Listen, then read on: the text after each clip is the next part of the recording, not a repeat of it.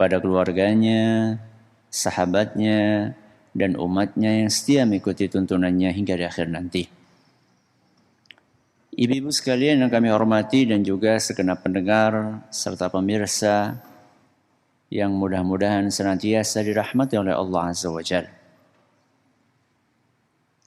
Kali ini kita akan melanjutkan pembahasan tentang fikih pendidikan anak, memasuki serial nomor 149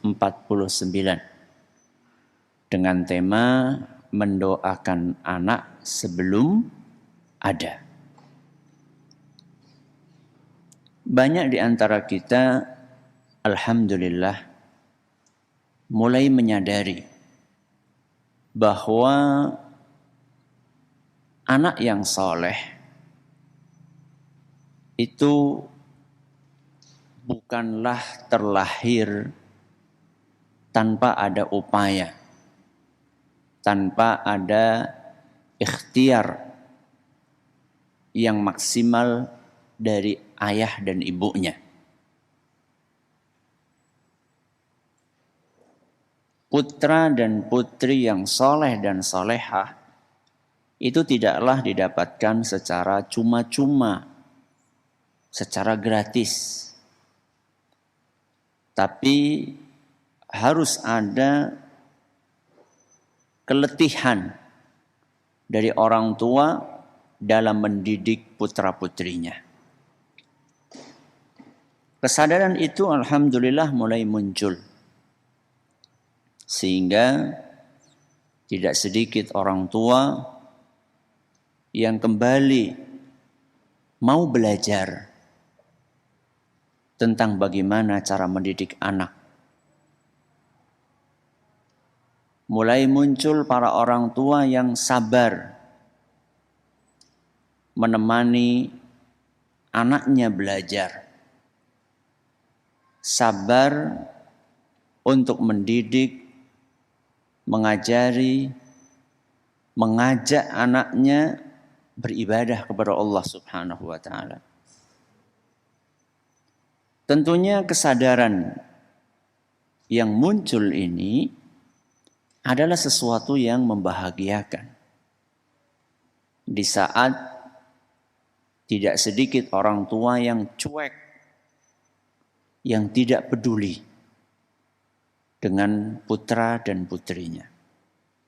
Namun, kita juga harus mengetahui bahwa semaksimal apapun upaya kita untuk mendidik anak, kalau Allah tidak berkehendak, maka anak tidak akan menjadi seperti yang kita harapkan.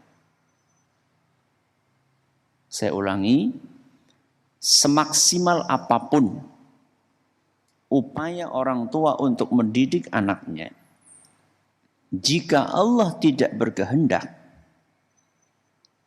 maka anak itu tidak akan menjadi seperti apa yang diharapkan oleh orang tuanya. Contohnya banyak. Siapa yang tidak tahu bagaimana akhir dari putra Nabi Nuh alaihi salam? Bagaimana akhir hidup putra Nabi Nuh? Beriman atau tidak? Beriman atau tidak? Tidak beriman.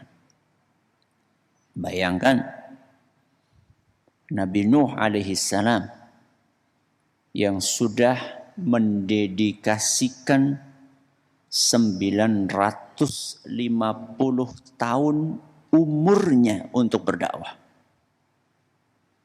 Berapa tahun, Bu? 950 tahun. Hidupnya digunakan untuk berdakwah.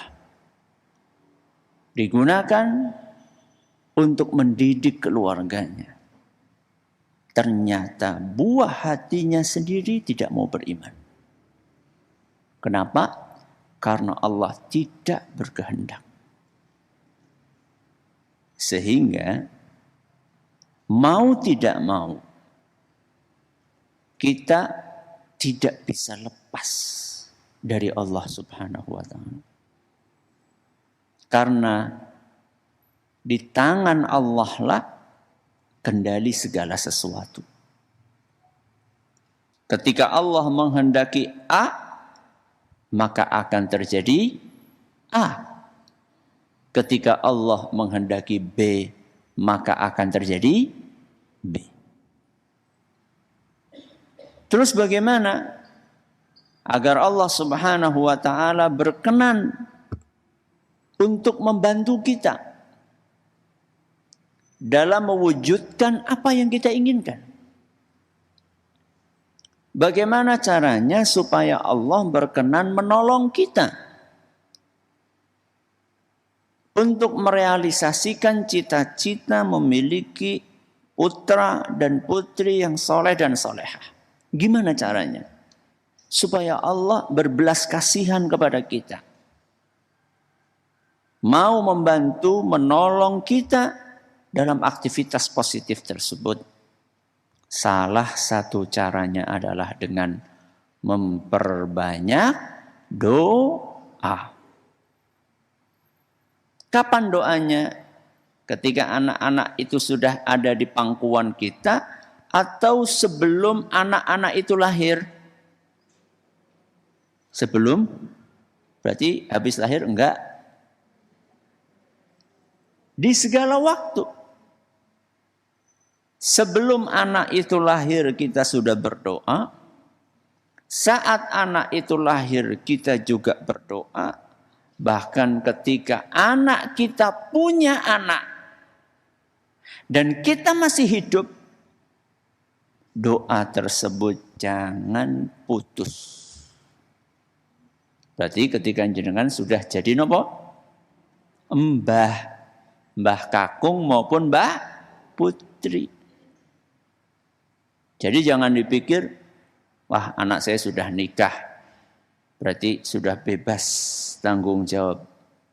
Ya mungkin kalau misalnya mendidik secara langsung mungkin, tapi mendoakan enggak. Tetap kita punya tanggung jawab moral untuk mendoakan anak-anak kita, walaupun anak-anak kita sudah punya anak.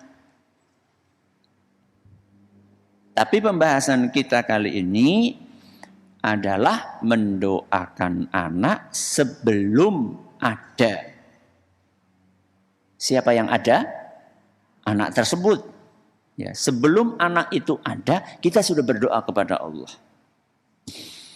Apakah hal itu dipraktekkan oleh Nabi kita Muhammad sallallahu alaihi wasallam? Jawabannya iya.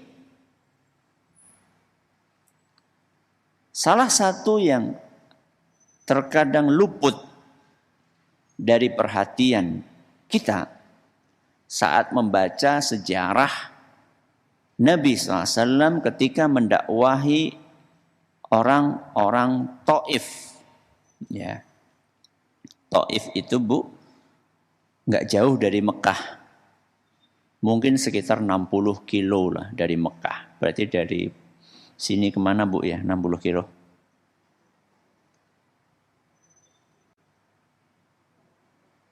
Banjar berapa kilo? Atau Kebumen? Kejauhan ya? Ya kira-kira dari sini kemana gitu 60 kilo. Jadi Taif itu nggak terlalu jauh dari Mekah. Nabi SAW dakwah ke kota Taif. Mau masuk ke sana izin. Kemudian menyampaikan dakwahnya dengan cara yang baik. Gak sambil marah-marah. Pun juga perilakunya sopan. Sudah sedemikian halus dan lembutnya Rasulullah SAW dalam mengajak orang-orang Taif untuk masuk Islam, ternyata apa respon mereka?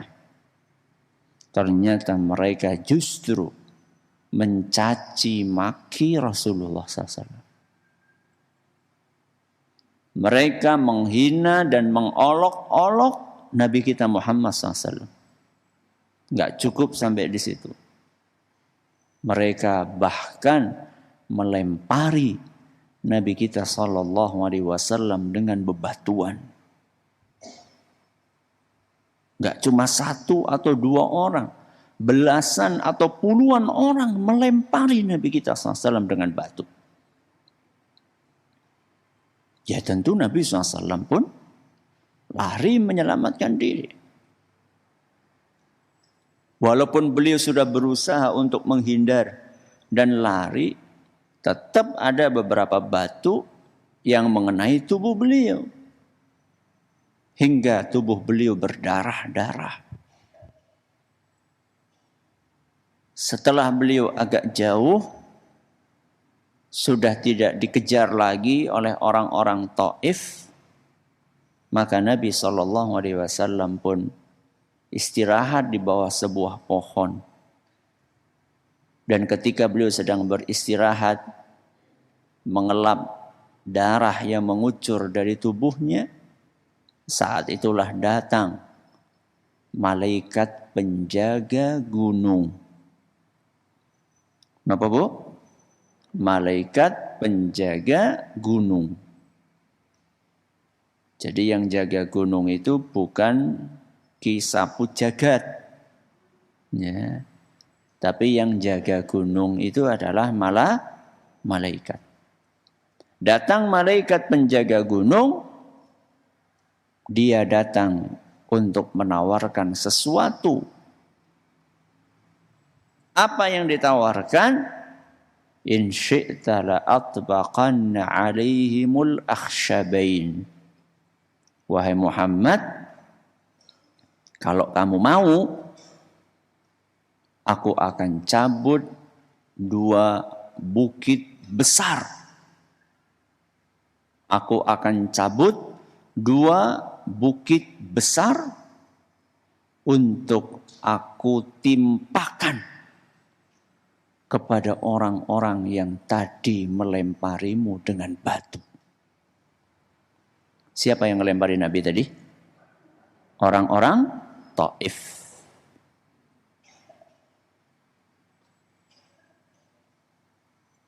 Nek panjenengan ditawari kayak gitu pripun, Bu? Aja loro 10 sisan. Tapi yang ditawari adalah Rasulullah SAW. Lihat apa jawaban beliau. Seorang yang sangat penyayang. Seorang yang sangat pengasih. Apa kata beliau? Bal arju. Justru aku berharap. Justru aku berdoa. Justru aku memohon. An yukhrijallahu min aslabihim. Aku berharap agar Allah melahirkan dari mereka. Siapa tadi mereka? Orang-orang Taif, keturunan man ya'budullaha wahdahu la yusyriku bihi syai'an. Justru aku berharap Allah berkenan untuk melahirkan dari orang-orang tersebut keturunan yang menyembah Allah saja dan tidak menyekutukannya dengan suatu apapun. Hadis riwayat Bukhari dan Muslim. Jadi Nabi SAW masih punya harapan. Ya nek ora ramane ya ndean anake. Nek ora biyunge ya ndean anake. Kalau bukan ayahnya yang beriman mungkin anaknya. Kalau bukan anaknya mungkin cucunya. Kalau bukan cucunya mungkin cicitnya. Lihat bagaimana optimisme Nabi kita Muhammad SAW. Bagaimana Rasulullah SAW tidak putus asa.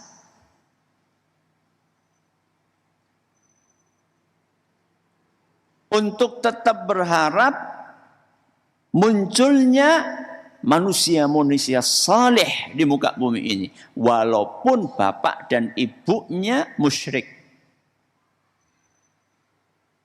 Dan ternyata dikabulkan betul oleh Allah Subhanahu wa taala. Orang-orang tadi itu meninggal, muncullah generasi penerus yang kemudian mereka akan menjadi orang-orang yang tangguh di dalam membela Islam. Dan yang menarik untuk kita perhatikan di sini adalah Nabi berdoa kepada Allah agar orang-orang tadi melahirkan anak-anak yang baik. Padahal anak-anak itu belum ada. Berarti Nabi SAW mendoakan anak sebelum apa? Ada.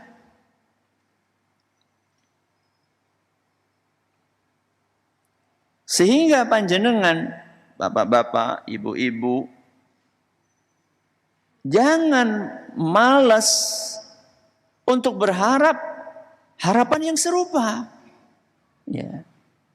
Ya Allah, mudah-mudahan keturunanku jadi anak-anak yang saleh dan salehah. Jangan segan untuk mengucapkan kalimat seperti itu.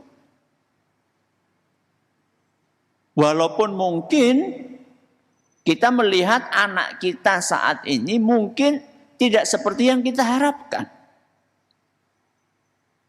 Bukan malah bocah jadi apa kayak gue. Kira-kira ya keturunanmu ratoh sekang kowe. Enggak seperti itu. Ya. Justru kita diajari oleh agama kita untuk terus berpikiran positif, untuk terus optimis. Sesulit apapun kondisi yang kita hadapi. Apapun karakter dan perilaku anak-anak kita saat ini, maka kita tetap meminta kepada Allah agar dari anak-anak itu dan dari kita sendiri terlahir generasi yang saleh dan salihah. Ini contoh dari Nabi kita Muhammad sallallahu alaihi wasallam. Apakah para nabi sebelum beliau juga melakukan hal yang sama? Iya. Kita kasih contoh di sini Nabi sinten, Bu? Nabi Zakaria alaihi salam. Dalam surat Ali Imran ayat 38 diceritakan doanya Nabi Zakaria. Apa doa beliau? Rabbi habli min ladunka dzurriyyatan thayyibatan innaka sami'ud du'a. Sabun apa dereng? Sabun apa dereng? Dereng. Coba. Rabbi habli min ladunka dzurriyyatan thayyibatan innaka sami'ud du'a. Lagi. Rabbi habli min ladunka dzurriyyatan thayyibatan innaka sami'ud du'a. Coba ibu-ibu sendiri, ayo.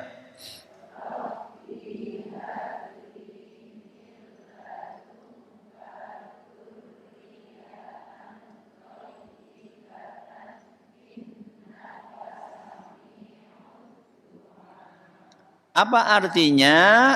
Ya Rabbi, habli, karuniakanlah kepadaku dzurriyyatan thayyibah, keturunan yang baik dari sisimu. Jadi yang melahirkan, mengaruniakan keturunan yang baik itu siapa, Bu? Allah. Manusia cuma bisa berusaha. Coba lihat di sini bagaimana Nabi Zakaria menggunakan kata dzurriyyah. Keturunan. Keturunan ini bisa anak laki-laki, bisa anak perempuan. Bisa kembar 2, bisa kembar 3. Keturunan ini ya enggak cuma anak, termasuk apa? Cucu. Bukan hanya cucu, termasuk cicit. Bukan hanya cicit, termasuk apa ya, Jar? Anaknya cicit. Keturunan. Dan di sini enggak terlalu panjang lebar. Keturunan yang kayak gimana, sing ganteng, sing putih, sing ayu, sing sugih, sing pinter, sing dzurriyyatan thayyibatan. Generasi keturunan yang baik. Sudah baik itu mencakup semuanya. Ya baik fisiknya, ya baik akhlaknya, ya baik ekonominya. Doa yang termaktub di dalam Al-Quran itu paling keren, paling sempurna. Udah nggak usah nyari doa-doa yang bikinan manusia biasa. Cari doa dari Al-Quran, cari doa dari hadis Nabi SAW. Kemudian beliau menutup doanya ini dengan mengucapkan innaka sami'ud du'a. Sesungguhnya engkau maha mendengar doa. Siapa? Allah. Ini keyakinan Nabi Zakaria. Keyakinan maksimal Nabi Zakaria terhadap Allah. Nah, Bapak Ibu, para pendengar, para pemirsa yang kami hormati.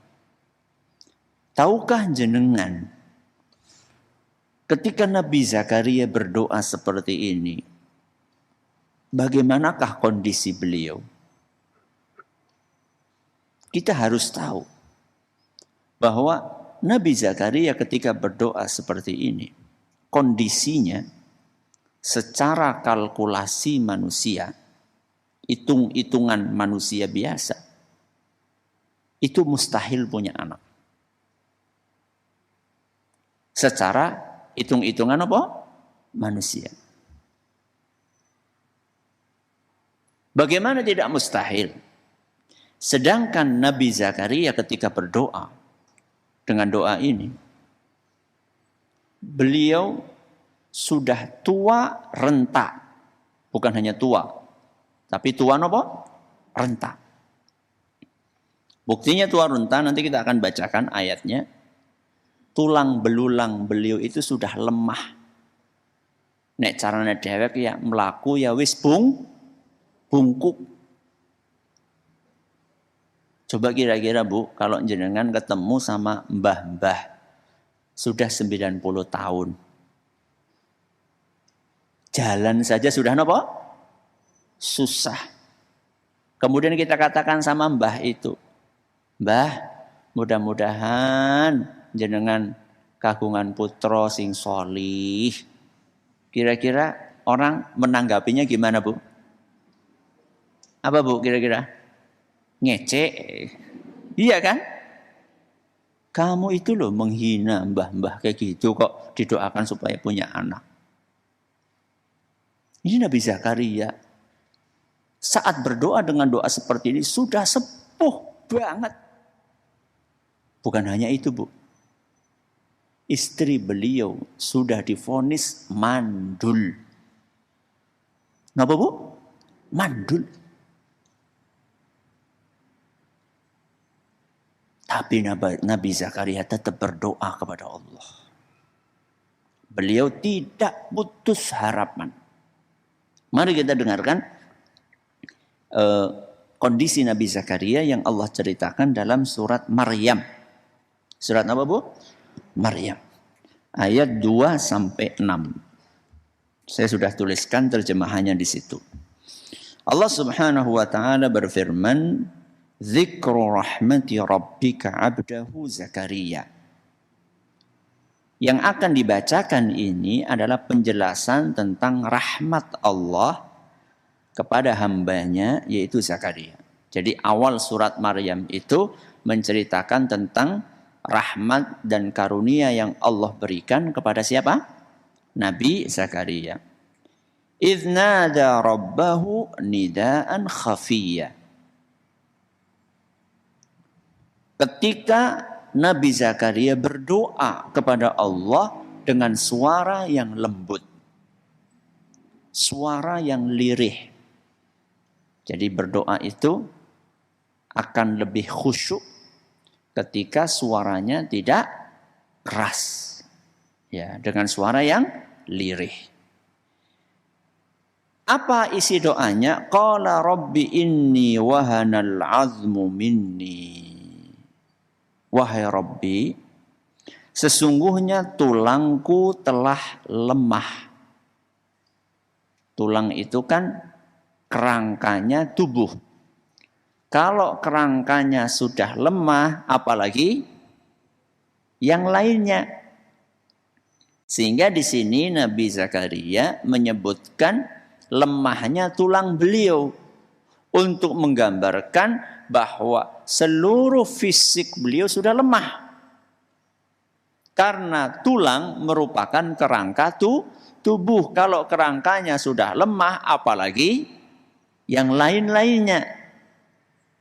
Bukan hanya itu. Washta'ala ra'su syaiba. Washta'ala ra'su syaiba artinya kepalaku sudah dipenuhi uban.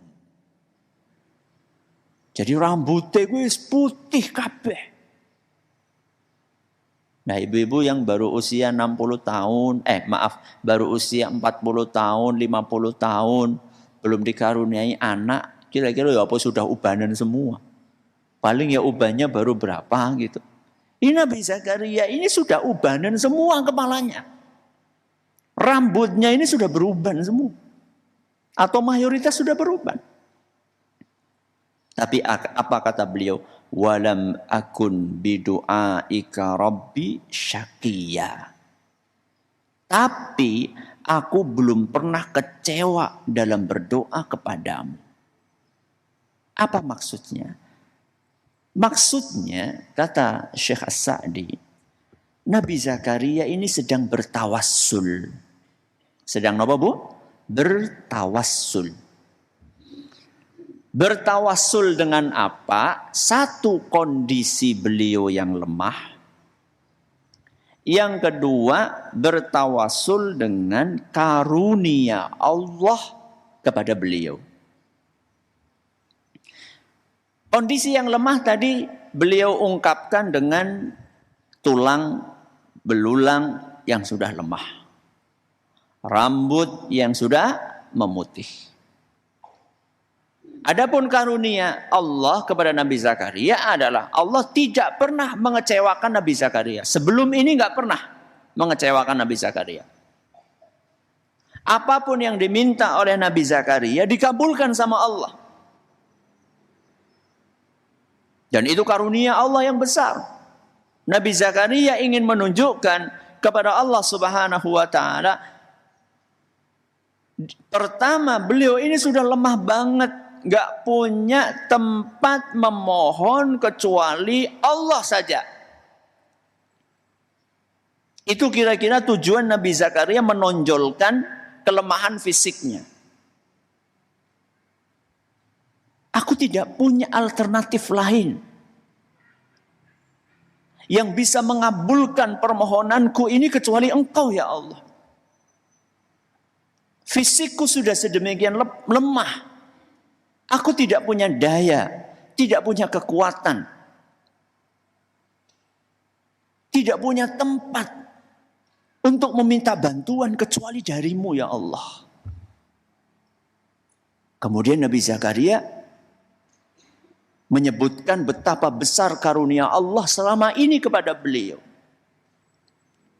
Dan Nabi Zakaria yakin bahwa kali ini pun Allah tidak akan mengecewakan beliau. Apapun kondisiku, aku sudah meminta kepadamu ya Allah, dan pengalamanku membuktikan bahwa engkau tidak pernah mengecewakanku sebelum ini. Itulah kondisi rohani Nabi Zakaria ketika berdoa kepada Allah. Berarti kira-kira doanya itu yakin apa mboten, Bu?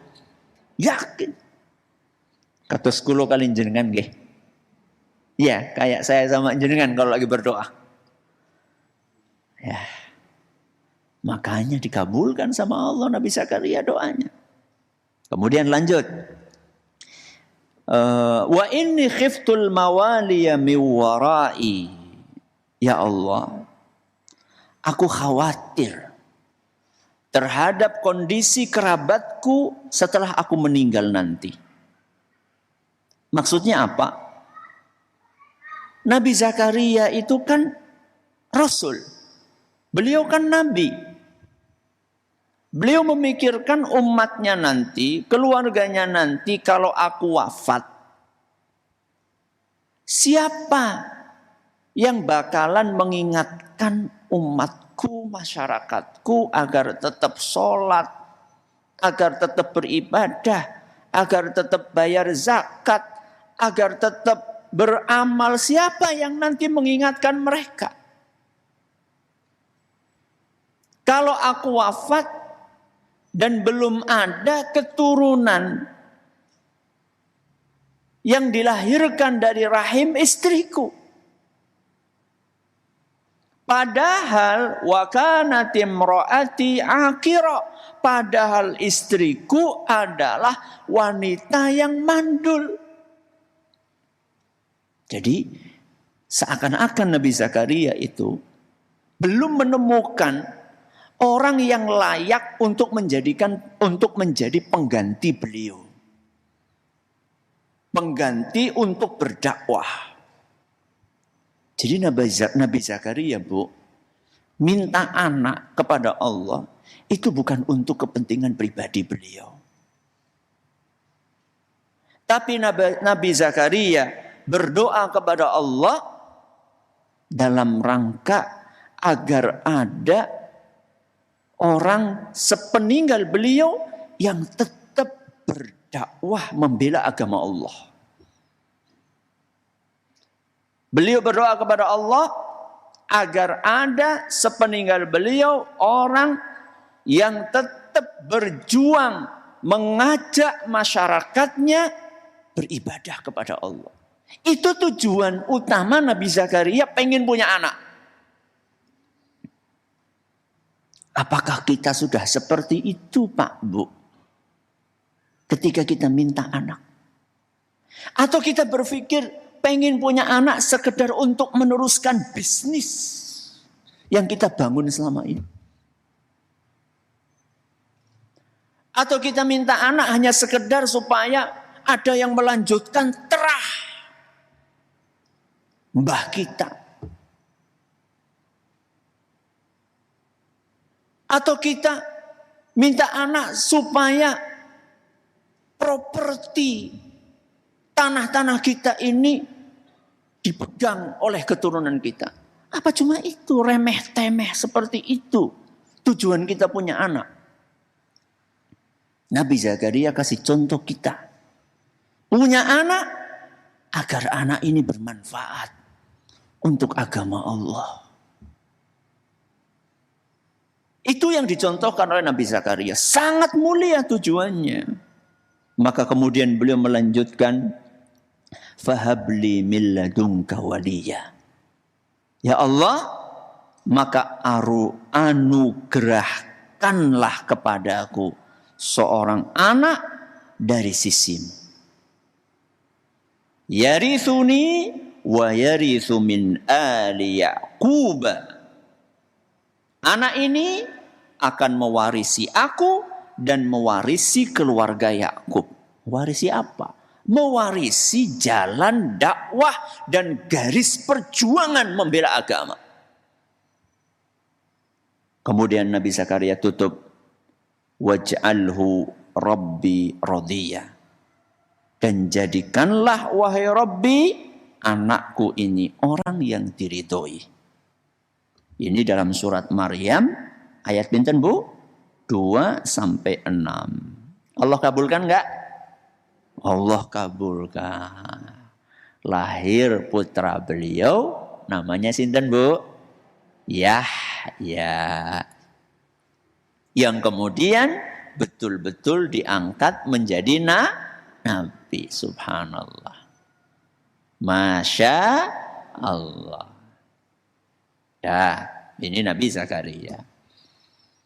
Dan masih dalam rangka berdoa sebelum anak ada, Rasulullah Shallallahu Alaihi Wasallam ngajari kita untuk berdoa sebelum berhubungan biologis.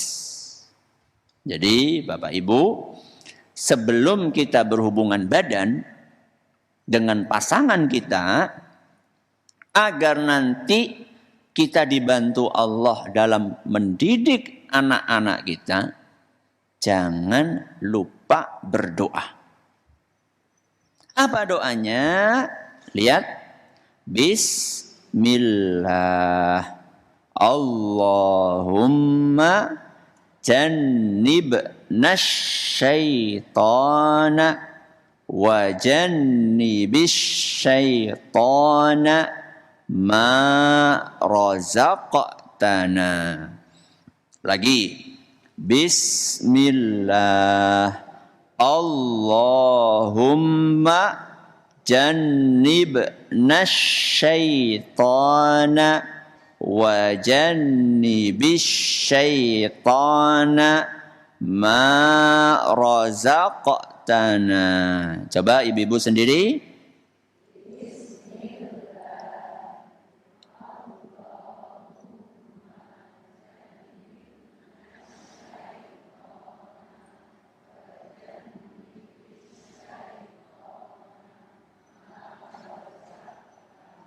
Ayo bareng-bareng. Bismillah. Allahumma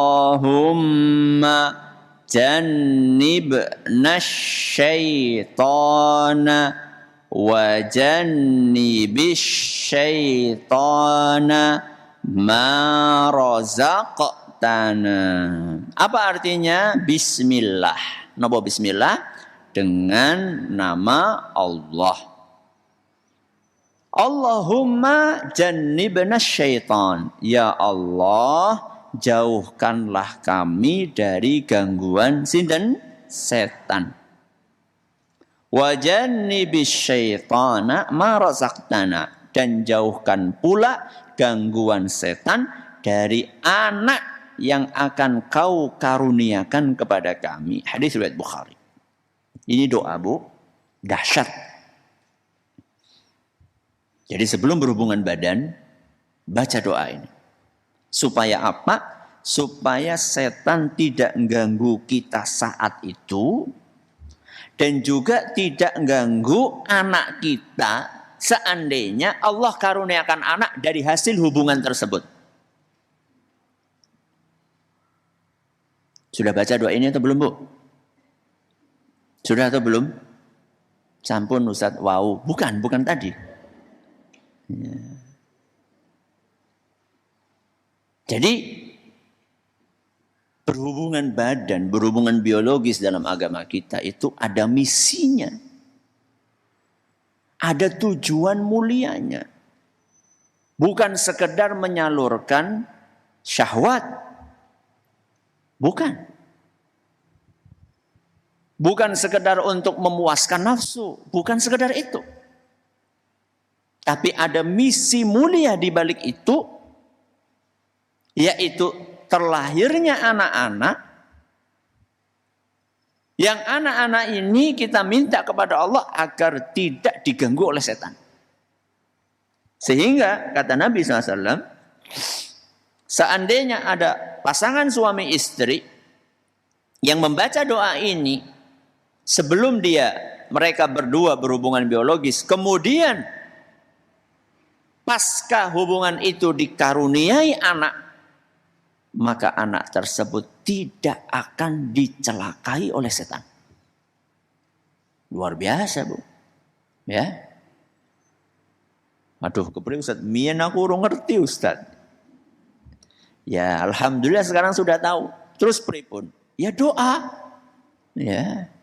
Doa. Jangan lupa membaca doa ini. Jadi kesimpulannya berdoalah kepada Allah untuk anak-anak kita, kebaikan mereka sebelum mereka ada. Mudah-mudahan bermanfaat. Masih ada waktu sedikit, silahkan. Kalau ada yang mau bertanya bisa menyampaikan pertanyaannya. Ya. Baik, jazakumullah khairan Ustaz atas materi yang telah disampaikan.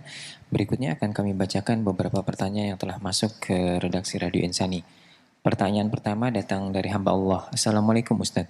Waalaikumsalam warahmatullahi wabarakatuh. Jika tema hari ini mendoakan sebelum anak ada, bagaimana dengan orang tua yang terlambat tahu dalam mendoakan kebaikan untuk anaknya yang sudah beranjak dewasa dan tetap berharap anaknya bisa jadi hamba Allah yang bertawakal? Silakan Ustaz. Terima kasih atas pertanyaannya. Ini doa pembahasan kita tentang mendoakan anak sebelum ada. Bagaimana kalau misalnya anak itu sudah ada dan kita dulu nggak doa? Apakah bisa tetap ada peluang agar Allah berkenan untuk memperbaiki, mensolehkan anak kita? Jawabannya iya. Bukankah tadi di awal kita sudah sampaikan bahwa mendoakan anak itu sejak sebelum anak ada, kemudian juga setelah anak itu ada, bahkan ketika anak kita sudah punya anak. Jadi berdoa kepada Allah itu sepanjang masa. Ya, doa kepada Allah sepanjang masa. Tidak terbatas hanya sebelum anak itu lahir. Harusnya Anda juga bersyukur. Walaupun dulu belum tahu, sekarang sudah tahu.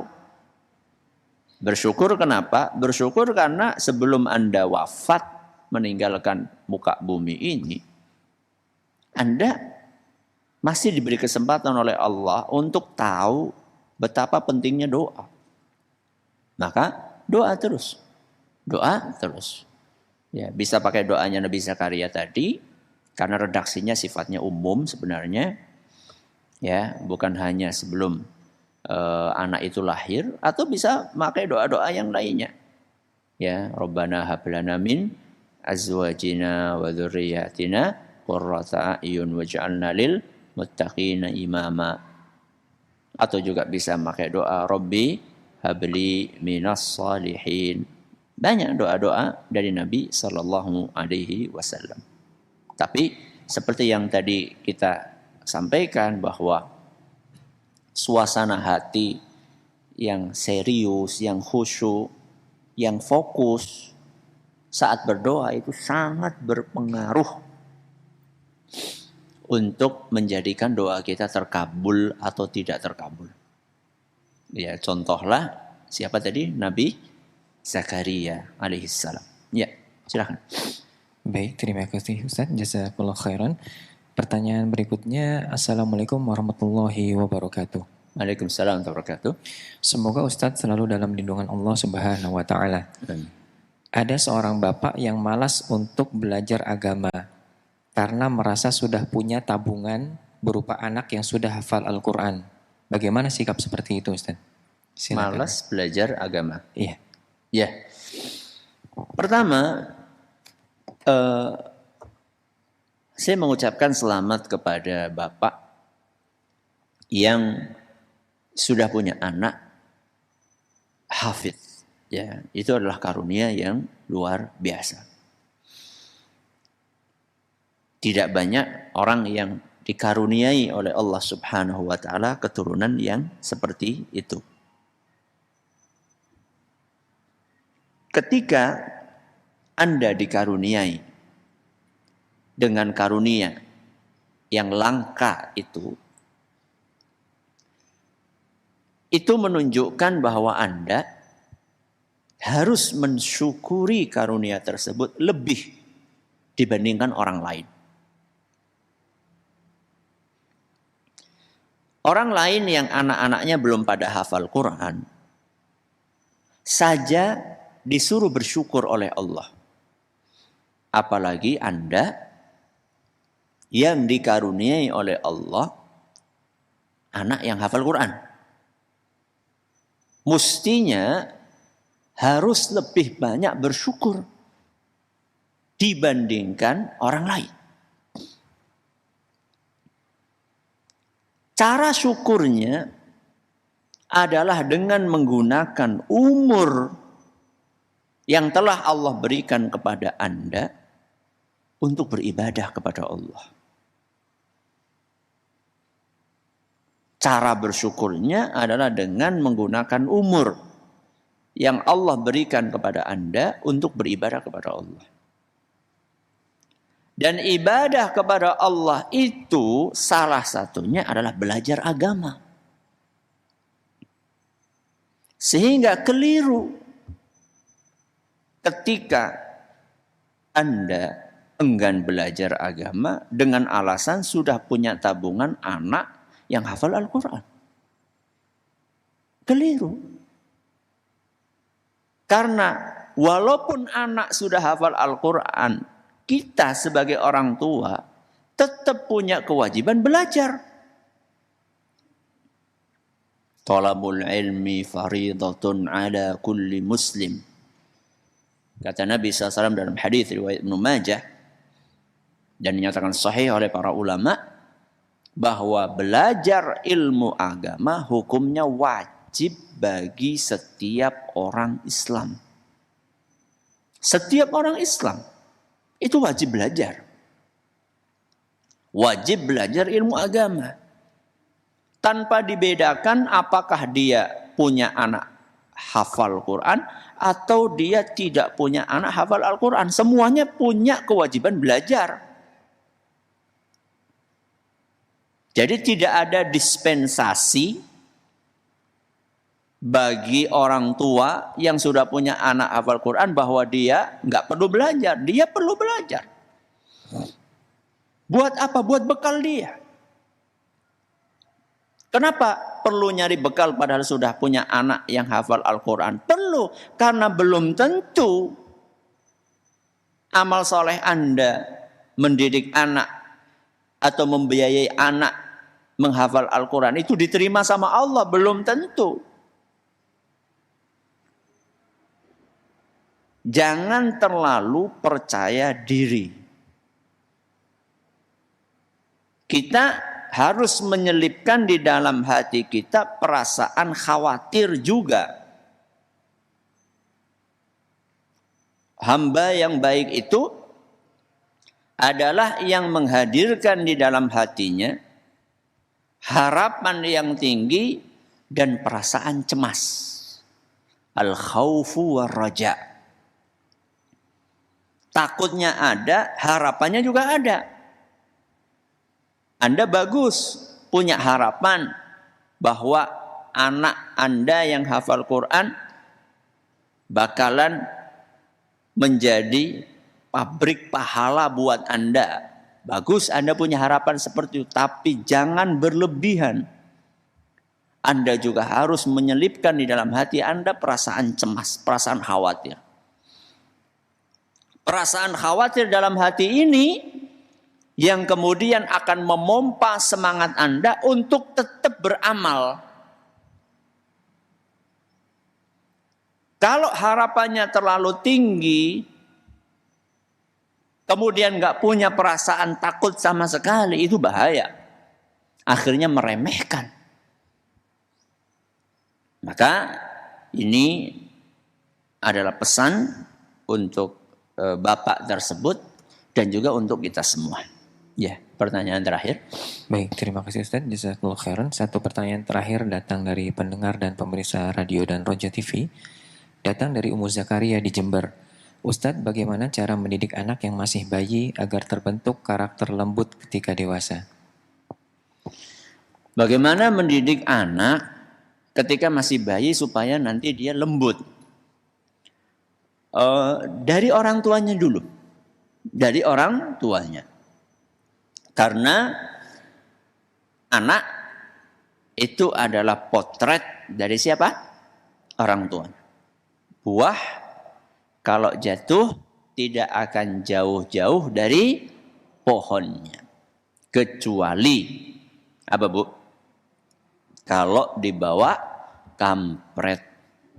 Nah, kalau enggak ya akan jatuh di dekat situ. Jadi kalau Anda pengen anak Anda itu lembut, halus perangainya, maka sejak anak itu masih kecil, Anda didik, Anda timang, Anda rawat dengan kelembutan. Dengan izin Allah Subhanahu wa ta'ala, kelembutan yang Anda tunjukkan itu akan dicontoh oleh anak Anda. Ketika anak itu pipis, ya, ngompol, Anda menggantinya dengan cara yang seperti apa? Dengan kelembutankah atau dengan jengkel-jengkel? Ketika Anda sedang ngantuk-ngantuknya malam-malam, capek-capeknya, anak tiba-tiba nangis, minta ASI.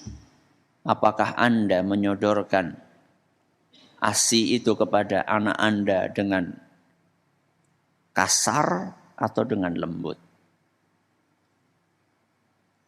Itu nanti akan dicontoh oleh anak Anda.